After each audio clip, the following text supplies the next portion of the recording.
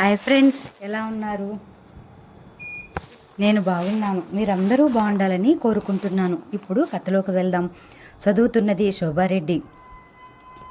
అర్థం లేని ఆ ప్రసక్తికి ఆమె విస్తుపోయి అతడి వైపు చూసింది. అప్పుడు బ్రహ్మి కోడిని ఓదార్చాడట. నెమలి కన్నా అందమైనది స్త్రీ. మీ ఇద్దరికీ ఒక సామీప్యం ఉంది, అందుకు గర్వపడు అని. ఎందులోనట ఆ సామీప్యం? మెదడు సైజులో. ఆమె మొహం ఎర్రబడింది. ఎందుకు ఆడవాళ్ళు మెదడు సైజు మీద తమరికంత అమూల్యమైన అభిప్రాయం? ట్యాంకులో పెట్రోల్ అయిపోయే వరకు మనం వెళ్ళలేం. సగం పెట్రోల్ అయిపోగానే భయపడడం మొదలు పెట్టాలి. మళ్ళీ ఇంత దూరం వెనక్కి రావాలిగా. ఇంకో బంకు ఉండే ఉంటుంది. అతడు నవ్వాడు. ఎందుకు నవ్వుతున్నావు?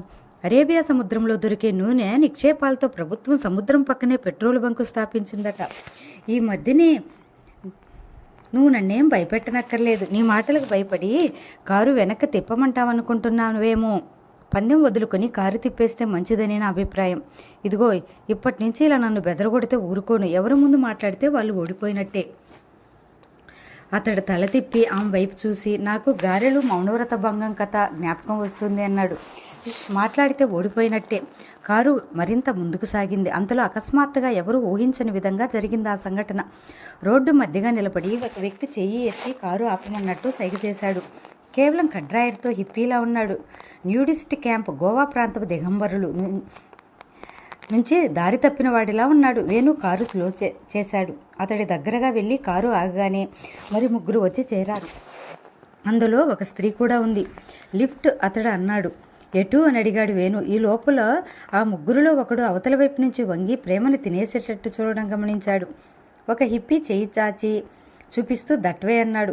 అటు కాదు మేము వెళ్తున్నది అని వేణు అంటూ ఉండగానే ఆ మాటలు వినిపించుకోకుండా ఒకడు ఫ్రంట్ డోర్ తీసి ప్రేమను పూర్తిగా ఆనుకుంటూ కూర్చున్నాడు. ఈ హఠాత్ సంఘటనకి ఆమె బెదిరిపోయి వేణువైపు వచ్చింది. హాయ్ బేబీ అన్నాడు ఇంకొకడు వెనక కిటికీలో నుంచి తల లోపలికి పెడుతూ. వాళ్ళ దగ్గర నుంచి గంజాయి వాసన గప్పును కొడుతుంది. ఆ ముగ్గురుతో పాటు వచ్చిన హిప్పీ యువతి నవ్వుతోంది. స్టార్ట్ అన్నాడు ప్రేమ పక్కగా కూర్చుని యువకుడు. వాళ్ళ మాటలు చూస్తుంటే లిఫ్ట్ కన్నా ఆట పట్టించాలన్న కోరిక ఎక్కువ ఉన్నట్టు కనపడుతుంది. ఈ లోపల రెండో వ్యక్తి కూడా వెనక సీట్లో కూర్చుని తలుపు తెరిచి పట్టుకుంటూ రా డియర్ అంటూ ఆ యువతిని ఆహ్వానించాడు. వేణు చప్పున కారు దిగాడు. వెనుక ఇది జరుగుతూ ఉంటే ముందు కూర్చున్న యువకుడు మరింత చొరవగా ప్రేమ తొడ మీద చేయి వేశాడు. ఆమె కన్నీళ్ల పర్యంతమైంది. వేణు అటు వెళ్ళి తలుపు తీసి దిగు అన్నాడు కామ్గా. ఆ యువకుడు తలెత్తి అతడి వైపు చూసి నవ్వాడు. ఈ లోపల వెనక కూర్చున్న యువకుడు వంగి ప్రేమ బుగ్గ మీద గట్టిగా ముద్దు పెట్టుకున్నాడు. ఆమె కెవ్వును కేక వేసింది. సముద్రపు హోరులో ఆ కేక ఎక్కువ దూరం వినపడలేదు. ముందున్న యువకుడు మెడ చుట్టూ వేణు చేతులు వేసి ఒక వస్తువును బయటకి లాగినట్టు లాగి అదే వేగంతో గాలిలోకి ఎత్తి దూరంగా విసిరేశాడు. బయట జరుగుతున్న దాన్ని పట్టించుకోకుండా ఆ పాటికే వెనక సీటులోకి చేరుకున్న యువతి, భయపడకు డార్లింగ్, బాగుంటుందంటూ ప్రేమ రెండు భుజాలు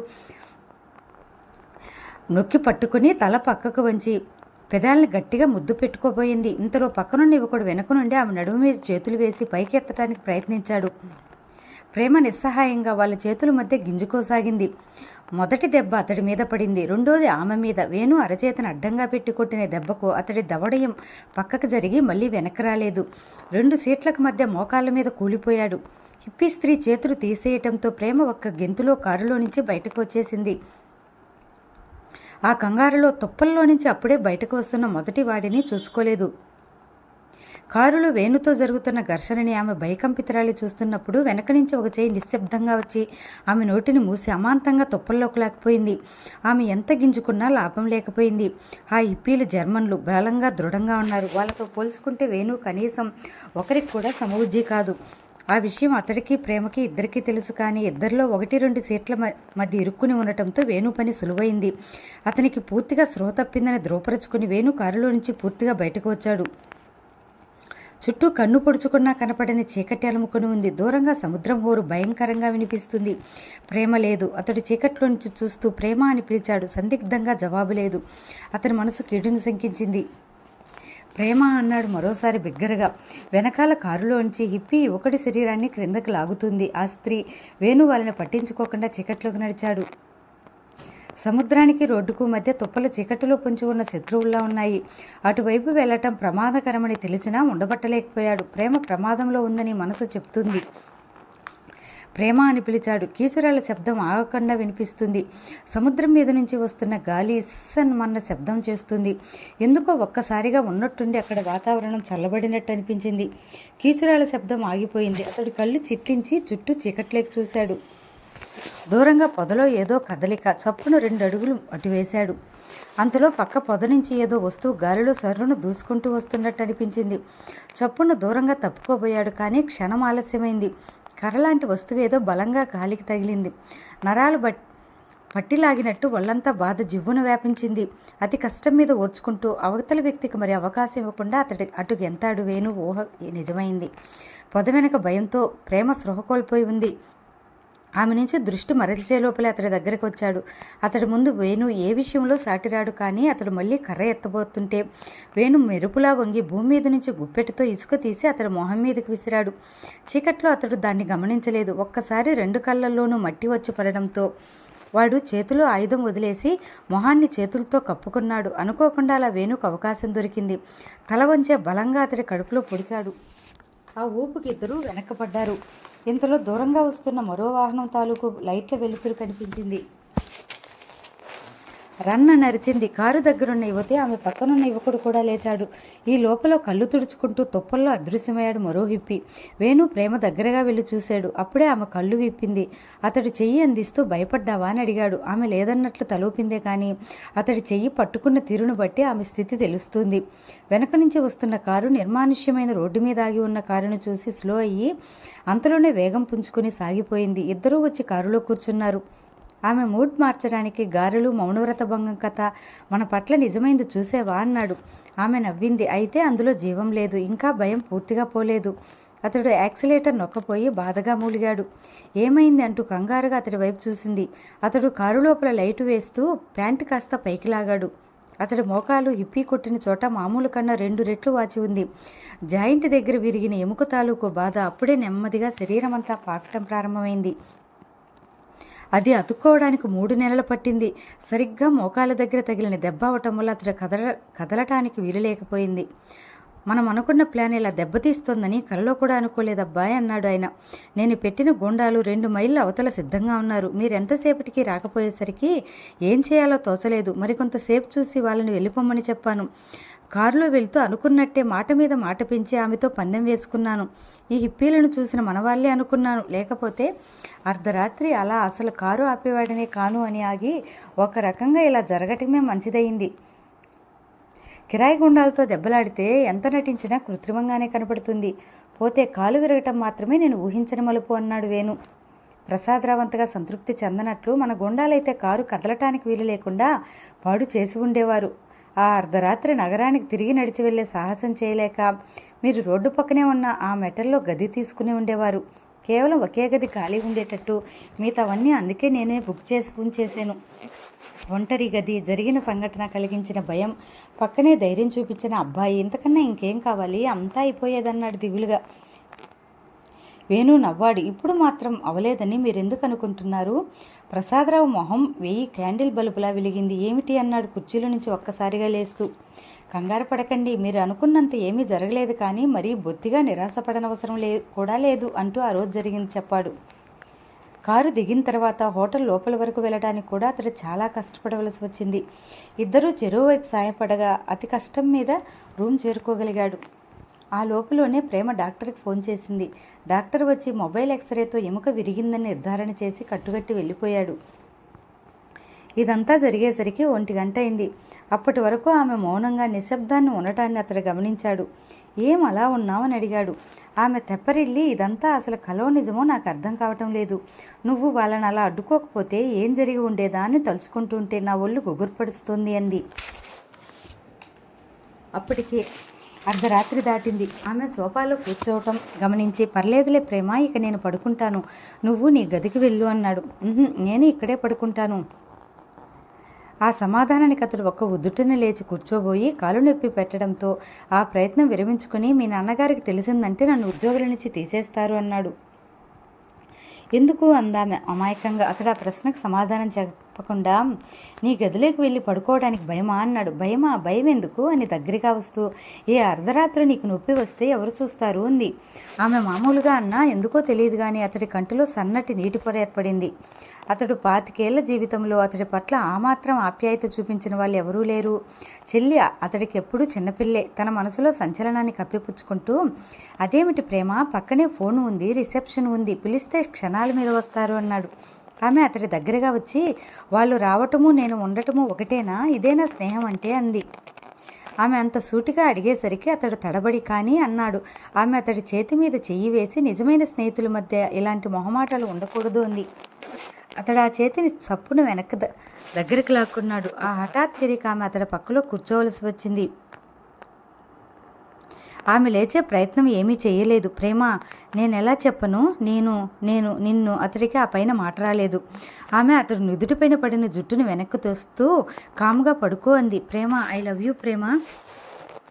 ఆమె వంగి అతడి నుదుటి మీద సుతారంగా ముద్దు పెట్టుకుంటూ, ఎగ్జైట్ అవ్వకు, నిద్రపో అంది. యాయ్యా అని అరిచాడు ప్రసాదరావు.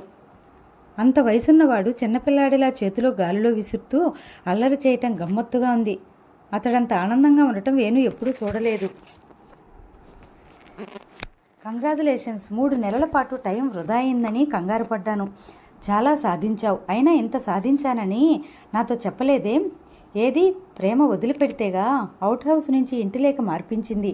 ఒక నర్సును నియమించింది. ఊళ్ళోకెల్లా పెద్ద డాక్టర్ను రోజుకు 2 సార్లు వచ్చి చూసేలా ఏర్పాటు చేసింది. నాకు అర్థం కానిది ఒకటే, ఆమెకు నా మీద ఎందుకు అంత శ్రద్ధ? అదేనే ప్రేమంటే అన్నాడు ప్రసాదరావు. చిన్న గాలు విరుగుడికి ఇంత ఆర్భాటమా? It is love. నాలో ఏముందని అంత ప్రత్యేకత? ప్రేమకు కావలసింది ఏ ప్రత్యేకత లేకపోవటమేనయ్యా. ఏదో ఒక ప్రత్యేకత ఉంటే అది ప్రేమ అవదు, ఆకర్షణ అవుతుంది. అయినా ఆ ప్రపంచంలో ప్రేమకు కూడా ఏదో ఒక ప్రత్యేకత ఉండటమే అర్హత అయితే ఇంతమంది ప్రేమించేవారు కాదు, ప్రేమించబడేవారు కాదు. ఇంతకీ ఆ ముసలోడు ఏమంటున్నాడు? ఎవరు? జగపతిరావా? అతడు పెద్దగా పట్టించుకోవటం లేదు. నేను గోవా నుంచి సంతకం చేయించి తీసుకొచ్చిన కాంట్రాక్ట్తో లక్షలు ఆర్జించబోతున్నాడు. అతడు ఆ హడావిడిలో ఉన్నాడు. అతడికి నీ మీద మంచి అభిప్రాయం ఏర్పడడం కూడా ఒకందుకు మనకు లాభమేలే. అతడు ఇంటిలోనే మన పథకం పూర్తి చేయవచ్చు. ఇంకెంతకాలం అతడి ఇంట్లో ఉండను. లేచి తిరగటం ప్రారంభించి అప్పుడే వారం రోజులు కావస్తుంది. ఈరోజు వెళ్ళిపోతున్నాను.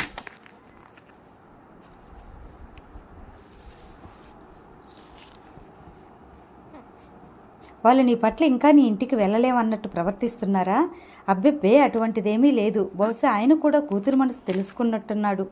Thank God. అయినా నీ పట్ల వ్యతిరేకత ఏమీ కనపడలేదా? లేదు, కానీ అప్పుడే ఒక నిర్ణయానికి రావటం కరెక్ట్ కాదు. కూతురు చెప్పందే తను బయటపడడం ఎందుకు అని కూడా అనుకుని ఉండొచ్చు. లేదా కూతురు ఇటువంటి వాడిని ఎందుకు ప్రేమిస్తుందిలే అన్న ధీమా అయినా ఉండవచ్చు. ప్రేమ అంటే గుర్తుకొచ్చింది. మీ ప్రేమలో ఈ 3 నెలల్లో నీ ప్రేమ నీకెంత దగ్గరగా వచ్చింది? వేణు నవ్వాడు. అటువంటి రహస్యాలు అడగకూడదు. బిజినెస్లో పార్ట్నర్స్ దగ్గర రహస్యాలు ఉండకూడదు. చాలా దగ్గరగా వచ్చేసినట్టే, ఇక నాదే ఆలస్యం అన్నాడు వేణు. అతడి కళ్ళ ముందు ఈ 3 నెలల్లో జరిగిన సంఘటనలు గిర్రుని తిరిగినాయి. మరి ఆలస్యం దేనికి అని అడిగాడు ప్రసాదరావు. మీకు అసలు ఈ విషయాల గురించి ఏమీ తెలిసినట్టు లేదు. సంస్కారం ఉన్న ఏ ఆడపిల్ల అంత తొందరపడదు. మీరంతా కృత్రిమమైన పరిస్థితులు కల్పించినా సరే ఒకవైపు నుంచి నెమ్మదిగా నరుక్కుంటూ రావాలి. అందుకే ఇంతకాలం ఆగాను. వేణు చెప్పుకుపోతున్నాడే గాని జాగ్రత్తగా గమనిస్తే అతడి మొహంలో మరో భావం కనపడేది. ఆ భావం ఏదో 2 రోజుల తర్వాత కానీ ప్రసాదరావుకు అర్థం కాలేదు. గుడ్ గుడ్ గుడ్, ఇక నేను నిన్ను తొందర పెట్టను. నీ ఇష్టం వచ్చినంత టైం తీసుకో. ఇంకెంత టైం కూడా అక్కర్లేదు, 2-3 రోజులు అంతే. ఆ ముహూర్తం ఏమిటి? మొదటి కారణం, రేపు రాత్రి నుంచి జగపతిరావు ఊళ్ళో ఉండడు. అతడు ఈ రోజే వెళ్ళిపోతున్నాడుగా. కానీ బంగాళాఖాతంలో వాయుగుండం రేపటికి గాని ఉధృతమవుదుగా. ప్రసాదరావు సన్నని విజిల్ వేసి, okay my boy, best of luck అన్నాడు. బంగాళాఖాతంలో వాయుగుండం ఉధృతమై అప్పటికి 24 గంటలు దాటింది. వర్షం ఏనుగు తొండాలతో పోసినట్టు కురుస్తుంది. వర్షం ఆగితే చలిగాలి భవనాలను లేపేసేటంత వేగంగా వీస్తుంది. సాయంత్రం 6 అయ్యేసరికి అదే అర్ధరాత్రి అనిపించేటంతగా చీకట్లు అలుముకున్నాయి. నగరం అప్పుడే నిద్రకు ఉపక్రమించిందా అన్నట్టు రోడ్లు నిర్మానుష్యమయ్యాయి. కిటికీ తలుపులన్నీ వేసుకున్న చలి లోపలికి ప్రవేశిస్తూనే ఉంది. బయట ఈదురుగాలి చప్పుడు వెదురు బొంగుల మధ్య నుంచి విమానం వెళ్తున్నట్టు వినిపెడుతుంది. ఆ చప్పుడుని వింటూ మౌనంగా భోంచేస్తున్నారు వాళ్ళిద్దరూ. వంటవాడు వాళ్ళకి కావలసిన వడ్డిస్తున్నాడు. నాన్నగారు కంగారు పడుతూ ఉంటారు అంది ప్రేమ నిశ్శబ్దాన్ని చీలుస్తూ. ఎందుకు? కూతురు ఒక్కతే ఇంట్లో ఎలా ఉందో ఏమో అనా? ప్రేమ నవ్వింది. ఆ భయం లేదులే, నువ్వు ఉన్నావుగా. ఆయన కంగారు పడాల్సింది ఏమీ లేదు. ఈ తుఫానికి ఫ్యాక్టరీ ఏమవుతుందా అని. ఆయన మరీ అంత డబ్బు మనిషి అని నేను అనుకోను. మొన్న మన గోవాలో పూర్తి చేసుకొచ్చిన కాంట్రాక్ట్ విషయంలో ఆయన నిన్ను చాలా మెచ్చుకుంటున్నారు తెలుసా. చాలా తెలివిగా అవతల పార్టీని బొట్టలో పడేసి సంపాదించావట. ఆ సలహా ఇవ్వటంలో నా భాగం కూడా ఉందని కొంచెం క్రెడిట్ నేను కూడా కొట్టేశాననుకో, అది వేరే సంగతి. ఈసారి నుంచి ఏ కాంట్రాక్ట్ రాయవలసి వచ్చినా నిన్నే పంపిస్తారేమో. సలహా ఇవ్వటానికి నువ్వు వస్తానంటే నాకు అభ్యంతరం లేదు. ఆహా, అలాగేం అంటూ నవ్వింది. వేణు ఆమె వైపు కన్నార్పకుండా ఓ క్షణం చూశాడు. ఆ అమ్మాయిలో ఉండే గొప్పతనం ఏమిటంటే అందరితోనే రిజర్వ్డ్గాను గంభీరంగానే ఉండి పరిచయం పెరిగే కొద్దీ ఆ బిడియాన్ని సడలించుకుంటుంది. అందరి దగ్గర మౌనంగా ఉండే అమ్మాయి మన దగ్గరకు తుల్లుతూ నవ్వుతూ ఉంటే ఆ కొత్తదనం మనం ఒక్కరికే దక్కిందన్న భావం ఎంతో బాగుంటుంది. అది ప్రేమే కానక్కర్లేదు, స్నేహమైనా చాలు. అతడికి ఆమెను కలిసిన మొదటి క్షణం గుర్తుకొచ్చింది. కార్మికులు లాఠీచార్జీ, ఆమె గదిలోకి పరిగెత్తుకు రావటం, ఇద్దరూ ఒకే చీకటి గదిలో పావుగంట సేపు ఉండవలసి రావటం, ఒక ఎలుక తన కాలి మీద నుంచి గెంతటం అన్నీ వరుసగా జ్ఞాపకం వచ్చాయి. ఆ క్షణం ఆమె భయాన్ని చూసి ఈ డబ్బున్నమ్మాయి ఎంత పిరికిది అనుకున్నాడు. ఆ తర్వాత ప్రసాదరావుతో నాటకం ప్రారంభమయ్యాక మొదటిసారి ట్రైన్లో ఆమెను కలుసుకున్నాడు. ఎంత గొడవ జరుగుతున్నా ఆమె పట్టించుకోకపోవడంతో ఈ అమ్మాయికి పొగరు అన్న నిర్ధారణకు వచ్చాడు. కానీ ఆమెతో పరిచయం అయ్యాక అతడికి మనిషి బాహ్యస్వరూపానికి అంతరంగానికి సంబంధం ఉందని అర్థమైంది. భోజనం పూర్తయ్యాక అతడు లేచి నేను ఇక వెళ్తాను అన్నాడు. అతడు ఆ క్రితం రోజే తన అవుట్ హౌస్లోకి వెళ్ళిపోయాడు. ఆమె ఇంకా కొంతకాలం ఉండమంది కానీ అతడు వినలేదు. అసలు ఇలా భోజనం చెయ్యటమే అతడికి నామోషిగా ఉంది. అతడు గుమ్మం దగ్గరికి వెళుతుంటే వేణు అని పిలిచింది. అతడు ఆగాడు. అదోలా ఉన్నావే? ఎలా ఉన్నాను? ఉన్నట్టిని మూడిపోయిన వాడిలా. వేణు బలవంతంగా నవ్వు తెచ్చుకుని ఏం లేదే అన్నాడు. ఆమె ఏదో అనబోయి ఊరుకుంది. అతడు తన గదికి వెళ్ళిపోయాడు. బయట గాలి మరింత ఉధృతమైంది. చెట్ల కొమ్మలు వికృతంగా నాట్యం చేస్తున్నట్టు ఊగుతున్నాయి. చిన్నపిల్లవాడు ఏడుస్తున్నట్టు వస్తుంది ధ్వని. తలుపులన్నీ వేసిన కూడా గాలి లోపలికి తోసుకొస్తుంది. రగ్గు కప్పుకుని పడుకున్నా చలి ఆగటం లేదు. అలాగే ముడుచుకుని చాలాసేపు పడుకున్నాడు. అకస్మాత్తుగా అతడికి మెలకువ వచ్చింది. దిగ్గున లేచి కూర్చున్నాడు. బయట వాతావరణం ప్రశాంతంగా ఉంది. లైటు వేసి వాచి చూసుకున్నాడు. 12:30 అయ్యింది. తలుపు తెరుచుకుని బయటకు వచ్చాడు. వర్షం వెలిసి చాలాసేపు అయినట్టు గచ్చు మీద తడి ఆరుతుంది. గాలి కూడా లేదు. ఉత్తర దిక్కును మాత్రం నల్లటి మేఘం పొడుచుకొస్తుంది. ఎదురుగా పెద్ద భవంతి. మసక చీకటిలో మొత్తుగా నిద్రపోతున్నట్టు ఉంది చీకటి. దాని మీద దుప్పటిలా కప్పేసింది. ఎక్కడా అలికిడి లేదు. అయినా ఏదో జరుగుతుపోతుందని అతడి మనసు చెప్తుంది. తను ఆ ఇంట్లోకి వెళ్ళాలి. మళ్ళీ ఈ తరుణం రాదు. ఇన్నేళ్లుగా చేస్తున్న ప్రయత్నం ఒక కొలిక్కి రాబోతుంది. ప్రసాదరావుకి తను చేసిన వాగ్దానం నెరవేర్చుకోబోతున్నాడు. అతడి మనసులో ఏ భావమూ స్పష్టంగా లేదు. అర్ధరాత్రి నిశ్శబ్దంగా శత్రు శిబిరంలో ప్రవేశించి ఊచకోత కోయడానికి సిద్ధపడుతున్న వీర సైనికుడి మనసులో ఉండే విద్వేగం తప్ప మరేదీ లేదు. ప్రేమ కాదంటున్న అపనమ్మకం అతడికి ఎన్నడూ లేదు. కాలు విరిగిన క్షణంలోనే చేరువచ్చింది. ఆమె ఈ 3 నెలల్లో మరింత దగ్గరకొచ్చింది. బహుశా తను ఏ విధమైన చొరవ తీసుకోకపోవటం వల్లనే ఆమె అంత ధైర్యంగా తనతో ప్రవర్తించగలుగుతుందేమో. ఎదురుగా ఉన్న భవంతి కేసతడు మళ్ళీ ఒకసారి చూశాడు. కాలింగ్ బెల్ నొక్కి లోపలికి వెళ్ళగలిగే చొరవ అతడికి ఆ ఇంటిలో ఎప్పుడైనా ఉంది. కానీ ఇంత రాత్రి ఏ కారణం చెప్పి ఇంట్లోకి ప్రవేశిస్తాడు? అతడు నిరాశ చెందటం లేదు. ఈ అర్ధరాత్రి ఏదో ఒక చిన్న విషయం ఊహించనిది జరిగి ఆ ఇంట్లో లైటు వెలుగుతుందని అతడికి బలంగా అనిపిస్తుంది. దీనికి లాజిక్ ఏదీ లేదు. తను చేయబోయే పనికి దీనికి లంకె వేసుకున్నాడు. ఒక పెద్ద కార్యం నెరవేర్చుకోబోయే ముందు చాలామంది ఆ కార్యానికి మరో సంఘటనకి జతకూర్చి ఆ మరో సంఘటన జరుగుతున్నట్లు అనుకున్నట్టు అది శుభసూచకమని సంతృప్తి పడతారు. నెమ్మదిగా ఒక గాలి తెమ్మెర అలలాగా వచ్చి వెళ్ళిపోయింది. అప్పటి వరకు నిశ్శబ్దంగా ఉన్న కీచురాయి అప్పుడే నిద్ర మేలుకున్నట్టు అరవడం ప్రారంభించింది. అతడి అంచనా తప్పు అన్నట్లు ఆ భవంతి వెనక వైపు తలుపు తెరుచుకుని నౌకరు బ్యాటరీ లైటుతో ఇటే రాసాగాడు. గుమ్మం దగ్గర నిలబడ్డ ప్రేమ ఆకారం అస్పష్టంగా కనిపించసాగింది. అతడు ఎదురెళ్ళాడు. మీకు ఫోన్ బాబు? ఇంత అర్ధరాత్రి పూట తనకు ఫోన్ చేసింది ఎవరా అని ఆశ్చర్యపడుతూ అతడు వెళ్ళి ఫోన్ అందుకోబోతుండగా వెనక నుంచి ప్రేమ ఫ్యాక్టరీ నుంచి వచ్చింది. వర్షానికి లేబర్ కాలనీలో కొన్ని ఇల్లు కూలిపోయినాయట అంది. వేణు హలో అంటూ అటునుంచి వినబడిన కంఠాన్ని గుర్తించి ఉలిక్కిపడ్డాడు. అది ప్రసాదరావుది. కంగారు పడుకు, నేనే. నువ్వేమీ చెప్పకు. ఫ్యాక్టరీ నుంచి ఫోన్ అనే అబద్ధం చెప్పాను. నువ్వు అలానే చెప్పు. పోతే ఇంతకీ ఆ ఫోన్ ఎందుకు చేశానా అనుకుంటున్నావు కదూ.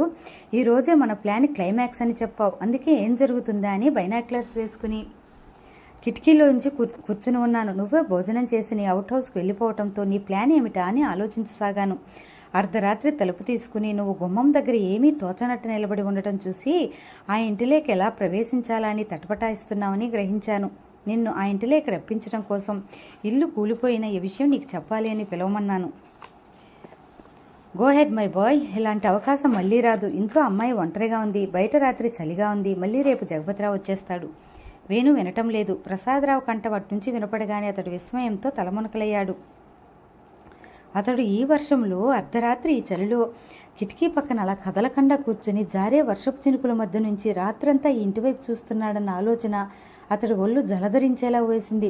కర్తవ్యం పట్టుదల ఉన్న మనుషులను చాలామందిని అతడు చూశాడు, కానీ ఇంతలా ఒక లక్ష్యం పెట్టుకుని దాన్ని సాధించడం కోసం రాత్రింబవులు కష్టపడే వాళ్ళను అతడు ఇప్పుడే చూస్తున్నాడు. అసలు ఆ ఫోన్ తీగల్లో నుంచి అతడికి అవతల వైపు నుంచి స్ఫూర్తి అందుతూ ఉన్నట్టుంది. అలాంటి వాడి క్రింద పనిచేయటం కూడా అపూర్వ అవకాశమే. మీరేమీ కంగారు పడకండి, అంతా అనుకున్నట్టే జరుగుతుంది అన్నాడు, వింటున్న ప్రేమకు అనుమానం రాకుండా. ఇలా నేను ఫోన్ చేయటం నీకు విసుగ్గాను కోపంగాను లేదుగా? లేదు, మీరు చెయ్యడమే మంచిదైంది. లోపలికి రావడానికి సాయపడిందన్నమాట. చూసావా, నేను ఆ ఇంటిలోనే ఉన్నామంటే తొందరపడి అవుట్ హౌస్కి వచ్చేసావు. అవన్నీ రేపొద్దున మాట్లాడుకుంటే బాగుంటుందేమో. తన వైపే చూస్తున్న ప్రేమ వైపు చూసి చూపు మరల్చి అన్నాడు. అవునులే, నా కంగారనిది నాది. రేపొద్దునే ఎదురు చూస్తుంటాను. మంచి వార్తతో రావాలి సుమా. ఫోన్ కట్టయింది. అతడి వైపే ఆత్రంగా చూస్తున్న ప్రేమ ఎలా ఉందట పరిస్థితి అని అడిగింది. కొద్దిగా ఉందంటే దాన్ని పెద్ద చేస్తారు, ఏమీ పర్లేదట. రేపొద్దున మాట్లాడదామని అన్నాను. ప్రేమ మాట్లాడలేదు. ఇంత చిన్న విషయానికి పని కట్టుకుని అర్ధరాత్రి పూట ఎందుకు ఫోన్ చేశారు అన్నాడు. ఇల్లు వర్షాన్ని కూలిపోయి అర్ధరాత్రి ఆ కుటుంబాలు వీధిన పడితే అది చిన్న విషయమా? మన కార్మికుల సంగతి మనకి కాకపోతే ఇంకెవరు ఫోన్ చేస్తారు? వేణు గతుక్కుమని నిజమే, అందుకే రేపు సెటిల్ చేస్తాను అన్నాడు. మనం వెళ్ళి చూద్దామా? ఇంత వర్షంలో అంత దూరమా? మధ్యలో కారు సెల్ నీళ్ళలో ఆగిపోతుంది. కానీ ఈ రాత్రికి వాళ్ళని మన గెస్ట్ హౌస్లో ఉండమని లేకపోయావా? ఈ ముసలాడు ఎంత గొడవ తెచ్చాపెట్టాడ్రా బాబు అనుకున్నాడు. అదంతా వాళ్ళు చూసుకుంటారు, సూచనలు ఇచ్చానుగా అన్నాడు. సూచనలా? నువ్వేమీ మాట్లాడలేదుగా ఫోన్లో? అదే వాళ్ళు చెప్తుంటే అన్నానుగా. సరే అలాగే చేయండి అనే దాని అర్థమన్నమాట. ప్రేమ మాట్లాడలేదు అన్నట్లు నువ్వు నిద్రపోలేదా? మాట మారుస్తూ అడిగాడు. వర్షం అంటే నాకెంతో ఇష్టం. కిటికీలో నుంచి అలా చూస్తూ కూర్చుంటాను. వర్షం కురిసిన రాత్రి ఎంత బాగుంటుందో తెలుసా? మనం ఒక్కళ్ళమే మెలకువగా ఉంటాము. టప్ టప్ అనే శబ్దం, దూరం నుంచి ఎవరో సంకేతం పంపుతున్నట్టు, సన్నటి శబ్దంతో గాలి దాగుడు మూతలు ఆడుకుంటున్నట్టు, కాసేపు వచ్చి మళ్ళీ ఆగిపోయే చినుకులు. అతడికి ఎందుకో భయం వేసింది. ఆమె మాట్లాడుతూనే ఉంది. అలా వర్షాన్ని చూస్తుంటే మనసెంత ఒంటరి అనిపిస్తుంది. అప్పుడు నాకెవరు గుర్తొస్తారో తెలుసా? ఎవ్వరు? నవ్వకూడదు సుమా. నవ్వను. గురుదత్ దూరంగా ఉరిమింది. ఆమెతో సామీప్యం పెరిగే కొద్దీ ముడుచుకుని ఉన్న కమలం క్రమక్రమంగా విచ్చుకుంటూ కొత్త అందాలను సంతరించుకున్నట్టుగా ఉంది. గురుదత్ అంటే ఎవరో అతడికి తెలీదు. బాల్యమంతా కాళ్ళ మీద నిలబడడం కోసం, ఆ తర్వాత పెద్దయ్యాక చెల్లెల కోసం, పగలు మిషన్ల మధ్య, రాత్రుల పుస్తకంతో హరికేన్ల అంతరం ముందు గడిపినవాడతడు. చెల్లెలు గుర్తుకు రాగానే కర్తవ్యం గుర్తొచ్చింది. మానసికంగా ప్రిపేర్ అవుతూ ఉంటే ఆమె అన్నట్టు నువ్వు బయటే నిలబడి ఉన్నావు కదూ? అవును, నాకు నిద్ర పట్టలేదు. నువ్వన్నట్టు మనసు ఒంటరి. గజిల్స్ విందామా? విందాం, కానీ కాస్త టీ తాగితే బాగుంటుందేమో. షూర్, నౌకరొద్దు, మనమే పెట్టుకుందాం. ఆశ్చర్యంతో కళ్ళు పెద్దవి చేసి అంతలో నవ్వేస్తూ సరే అంది. టీ కలుపుతుంటే అతడు గుమ్మానికి ఆనుకుని నిలబడ్డాడు. నడుము వరకు వేలాడే జడ, మెడను వెనక నుంచి పూర్తిగా కప్పేసిన జుట్టు, ఒకవైపు నుంచి పడుతున్న వెలుతురులో అందమైన ప్రొఫైల్. ఏమిటి అలా చూస్తున్నావు? టీ అందిస్తూ అడిగింది. ఏమీ లేదు, ఇప్పుడు మీ నాన్నగారు అకస్మాత్తుగా వచ్చి ఇలా మనల్ని చూస్తే ఎలా ఉంటుందా అని. ఎలా ఉంటుంది? నాకెప్పుడైనా నిద్ర పట్టకపోతే ఇలా అర్ధరాత్రి పూట నాన్నను లేపి వేధించడం అలవాటే. ఏమీ అనుకోరు. అతడు ఏదో అనబోయి ఊరుకున్నాడు. పద టీ చల్లారిపోతుంది. ఇద్దరూ బెడ్రూమ్లోకి వెళ్లటం కోసం మెట్లు ఎక్కసాగారు. మేడమెట్ల వంపులో నిలువటద్దంలో తన ప్రతిబింబాన్ని చూసుకుని వేణు ఉలిక్కిపడ్డాడు. అద్దంలో వేణు లేడు, ఇంకెవరో ఉన్నారు. ఇద్దరూ గదిలోకి ప్రవేశించారు. కప్పు పట్టుకుని కూర్చుంటూ టేప్ నొక్కింది ప్రేమ. కిటికీ తెరలను కదుపుతూ ఒక పిల్ల తెమ్మెర లోపలికి వచ్చి వాళ్ళని పరామర్శించింది. తెమ్మెరతో పాటు తరంగాలుగా గులామాలి పాట కూడా. అతడు టీ పూర్తి చేసి కప్పు బల్ల మీద పెడుతుండగా కరెంటు పోయింది. ఒక్క క్షణం ఉలిక్కిపడ్డాడు. ఎదురింటి ప్రసాదరావు తన పని తాను చేసుకుంటూ పోతున్నాడన్నమాట. కొవ్వొత్తి వెలిగించినా అలాగే బాగుంది. టేప్లో పాట ఇంకా వస్తూనే ఉంది. అతడు లేచి కిటికీ దగ్గరకు వెళ్ళాడు. క్రింద నుంచి పెరిగిన చెట్టు తాలూకు కొబ్బరాకు నీడ గోడ మీద కదులుతుంది. ఆమె వెనక నుంచి దగ్గరగా రావటం తెలుస్తుంది. నిద్రలో మంద్రమైన సెంటు పరిమళం. అతడు వెనుదిరిగాడు. అలా తిరగటంలో ఆమె మరింత దగ్గరగా వచ్చింది.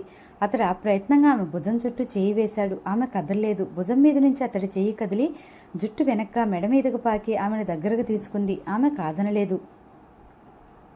ఆమె తల వంచి ఆమె పెదవుల మధ్య రహస్యాన్ని శోధించిపోయాడు. ఘనీభవించిన హిమకణం కొండ అంచున కదిలి శిఖరాల చివరి నుంచి లోయలేకు జారబోయిన క్షణం. ఆకాశం అంటుకున్నట్టు 2 మేఘాలు ఢీకొని మెరిసిన మెరుపు విశ్వమంతా వ్యాపించి కిటికీలో నుంచి ఆమె మొహం మీద ప్రతిబింబించింది. ఆ వెలుగులో ఏ భావమూ ప్రస్ఫుటించిన మొహం కేసి చూసి అతడు విస్మయంతో ఏమిటి ఆలోచిస్తున్నావు ప్రేమ అని అడిగాడు. ఆమె కన్నులు విప్పకుండా అంది, స్నేహానికి పరిమార్థం ఏమిటా అని. ఒక శీతల పవనం ఆ గదిని ఒక్కసారిగా చల్లబరిచినట్టు, శరీరంలో ఎగజమ్మినట్టే ఆమెను వదిలేశాడు. టేపులో చివరిపాట వస్తూ ఆగిపోయింది. నేను చేయలేను, నేను పాడు చేయలేను అన్నాడు వేణు తల విదిలిస్తూ. అతడు స్టూలు మీద కూర్చుని చేతుల్లో మొహం దాచుకుని ఉన్నాడు. ఎదురుగా ఉన్న ప్రసాదరావు ఏమీ మాట్లాడలేదు. చాలాసేపటి నుంచి అతడు అలాగే మౌనంగా వేణు చెప్పేది వింటున్నాడు. వేణుయే మాట్లాడుతున్నాడు. అతడి కంఠం నూతిలో నుంచి వస్తున్నట్టు ఉంది. ఏదో మైకంలో ఉన్నట్టు, పశ్చాత్తాపం చెందుతున్నట్టు, ఓటమిని ఒప్పుకున్నట్టు అన్నాడు. మనిద్దరం మొదటిసారి కలిసినప్పుడు మీరు నాకు ఈ పని అప్పచెప్పినప్పుడు ఇదంతా చాలా సులభం అనుకున్నాను. అనుకున్నట్టే పరిచయం పెంచుకోవడం కష్టం కాలేదు కూడా. కలలో కూడా ఎవరూ ఊహించలేనంత గొప్పగా ప్లాన్ మీద ప్లాన్ వేస్తూ మా ఇద్దరిని దగ్గర చేర్చారు. మీరు కష్టం అనుకున్నవన్నీ సులభమయ్యాని, కానీ ఎంతో సులభం అనుకున్నది చివరికి కష్టమైంది. ఇంతవరకు వచ్చాక ఇంకేముంది అనుకున్నాను. అసలు కష్టం ఇక్కడే ప్రారంభమైంది. ఆమెతో పరిచయం పెరిగిన కొద్దీ నాలోనూ ఘర్షణ ఎక్కువ సాగింది. ఆ ఘర్షణ విషయం మీకు చెప్పలేక నాలో నేనే ఇంతకాలం మదనపడుతూ వచ్చాను. కన్ను మూసి తెరిచేలోపు అనుకున్నట్టు అయిపోతే ఎలా ఉండేదో చెప్పలేను, కానీ ఆమె నెమ్మదిగా కొద్దిగా దగ్గరవుతూ రావడంతో ఈ చుక్కు వచ్చి పడింది. ఈ దగ్గరవటం భౌతికం కాదు, మానసికం. ఆమె చాలా దగ్గరికి వస్తుంటే దాన్ని నేను మన స్వార్థం కోసం ఉపయోగించుకోలేకపోయాను. ఇది ఈ రోజు నాటి సమస్య కాదు ప్రసాదరావు గారు. ఈ అవకాశం నాకు ఈ వర్షం కురిసిన రోజు, కరెంటు పోయిన ఈ రాత్రి రాలేదు. ఇలాంటి అవకాశాలు మా మధ్య ఎన్నో వచ్చినాయి. నాకు కాలు విరిగిన ఈ 3 నెలల్లో ఎన్నోసార్లు మన పథకం పూర్తి చేసి చివరి తెర వేయాలనుకుంటూ వచ్చాను. హఠాత్తుగా ఈ వార్త చెప్పి మిమ్మల్ని ఆనందంతో ముంచెత్తాలని ఉబిరిలేను, కానీ ప్రతిసారి దానికి వ్యతిరేకత నా మనసులో నుంచి ఒక కెరటంలో తోసుకొచ్చేది. ఇప్పుడు ఇంత జరిగాక నేను ఒక్కటే చెప్పగలను, మీరు నాలాంటి చేతకాని వాణ్ణి ఈ పనికి ఎన్నుకుని చాలా తప్పు చేశారు. నేను ఆ అమ్మాయిని పాడు చేయలేను. చెడు కూడా ధైర్యం కావాలి. నాలాంటి పిరికివాడు ఈ పని చేయలేడు. 3 నెలలు నా మనసుతో ఘర్షణ పడి ఓడిపోయి మీకు ఈ వార్త చెప్తున్నాను. మీకు ఈ వార్త విద్యుద్ఘాతం అవుతుందని నాకు తెలుసు. నన్ను క్షమించండి, కానీ ఒక్కటి మాత్రం నా చెల్లెలి మీద ఒట్టేసి చెప్తున్నాను, నమ్మండి. ఈ కార్యం ఎలాగైనా పూర్తి చేయాలి. నా సాయశక్తిలా ప్రయత్నించాను. చివరికి నిన్న రాత్రి ఆఖరి రోజు అనుకున్నాను. ఈ పరీక్షలో ఎలాగైనా సరే నెగ్గాలి అన్న దృఢ నిశ్చయంతో వెళ్ళాను. ఆమె దీన్ని స్నేహం అనుకుంటుందో, ప్రేమే అనుకుంటుందో, పెళ్ళి అనుకుంటుందో నాకైతే తెలియదు, కానీ ఆమె ఎదురు చెప్పలేదు. కానీ అక్కడ కూడా నాకు ఓటమే ఎదురైంది. మనసు ఎదురు తిరిగింది. నా చేతుల మధ్యనున్న ఆ మొహంలో అమాయకత్వమే నన్ను నిలదీసి ప్రశ్నిస్తున్నట్టు తోచింది. ఇక నేను గెలవలేనన్నది రూఢి అయిపోయింది. మీరు నా మీద ఉంచిన నమ్మకానికి నేను న్యాయం చేకూర్చలేకపోయాను. నన్ను క్షమించండి. మీరు నా మీద పెట్టిన పెట్టుబడంతా వృధా అయింది. దీనికి మీరు ఏ శిక్ష విధించినా సిద్ధంగా ఉన్నాను. నాకు నా చెల్లికి మీరు చేసిన సాయానికి యావజ్జీవం మీకు ఉడిగం చేయమన్నా చేస్తాను. చెప్పండి. అతడి మాటలు పూర్తి చేయకముందే ఆ గదిలో గాఢమైన నిశ్శబ్దం పేరుకుంది. ఎంతసేపటికి ప్రసాదరావు మాట్లాడకపోవడంతో అతడు తలెత్తాడు. ప్రసాదరావు మొహం నిర్మలంగా ఉండడం చూసి ఆశ్చర్యపోయాడు. పేలుతుందనుకున్న అగ్నిపర్వతం మామూలుగా ఉంది. నువ్వెళ్ళు వేణు అన్నాడు తాపీగా. వేణు ఆశ్చర్యం అధికమైంది. లేస్తూ నేను అన్నాడు. వాదించడం వల్ల, నిన్ను బలవంతాన్ని తిరిగి ఒప్పించడం వల్ల ఈ పని పూర్తవుతుందా? అవదు. ఇది మనసుకు సంబంధించింది. నువ్విక ఈ పని చెయ్యలేవు. ఎందుకు ఆ వృధా వాదనలు, చర్చలు? నువ్వెళ్ళు, గుడ్ బై అన్నాడు. వేణు ఇబ్బందిగా మీరు నన్ను అనబోయాడు. నేను నిన్ను శిక్షించాలని లేకపోతే క్షమించాలని అంటావు, అంతేగా? దానివల్ల లాభం ఏముంది? నేనెంత ప్రాక్టికల్గా మనిషిను తెలుసుగా. టైం వేస్ట్ వద్దు, వెళ్ళు వేణు, నన్ను ఒంటరిగా వదిలిపెట్టు తల తిప్పుకొని అన్నాడు. వేణు ఏదో అనబోయి ఆ అభిప్రాయం మార్చుకుని అక్కడి నుంచి కదిలాడు. ఇప్పటిక ఏం చెప్పినా లాభం లేదు. అతడు బయటకొచ్చాడే గాని ఏదో గిల్టీ కాన్షియస్ అతడిని వెంటాడసాగింది. ఇన్నాళ్లుగా తన సహచరుడిగా మిత్రుడిగా ఉంటూ వచ్చిన ఆ వృద్ధుడితో పూర్తిగా తెగదెంపులు అయిపోయాయని నమ్మబుద్ధి కావటం లేదు. తను అతడిని నమ్మించి ద్రోహం చేశాడు. అయినా అతడు ఎందుకంత కాముగా ఉన్నాడు? తను ఈ వార్త చెప్పినప్పుడు ఏమీ చెదరలేదేం?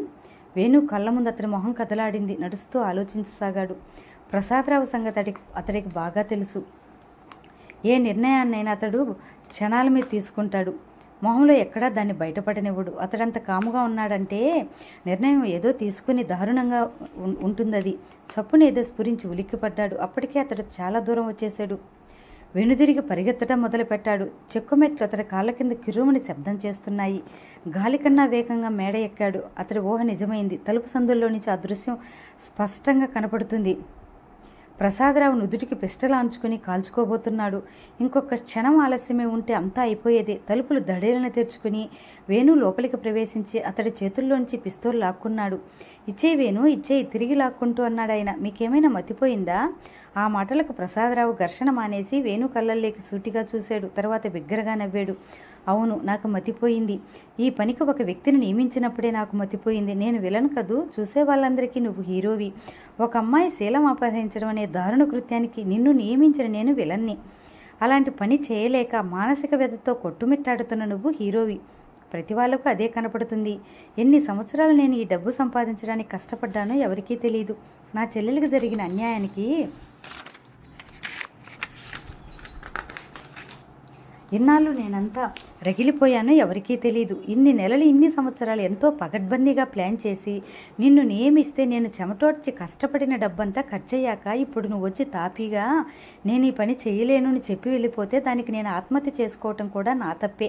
నాకే మతిపోయింది. నువ్వు మాత్రం మంచోడివి. అయినా నేనేమీ నీ దగ్గర దాచలేదే. ఉన్నతున్నట్టు వివరించాను. కాంటాక్ట్ కుదుర్చుకున్నాను. నేను అన్నమాట ప్రకారం నీ చెల్లెలికి ఆపరేషన్ చేయించాను. ఇప్పుడు సడన్గా నువ్వు వచ్చి ఈ మాట చెప్తే ఇక నేనేం చేయను? పోయిన డబ్బంతా తిరిగి కూడగట్టుకోనా? దానికి నువ్వు నీ చెల్లి చెమటోడ్చి సాయం చేస్తారా? భలే! అప్పుడు మళ్ళీ ఇంకొక కుర్రాడిని పట్టుకుని దీనికి నియమించాలన్నమాట. ఆ అమ్మాయి ఏమన్నా మిషనా? ఒకరి తర్వాత మరొకరిని ప్రేమించడానికి? లాభం లేదు వేణు, నేను సర్వనాశనమైపోయాను.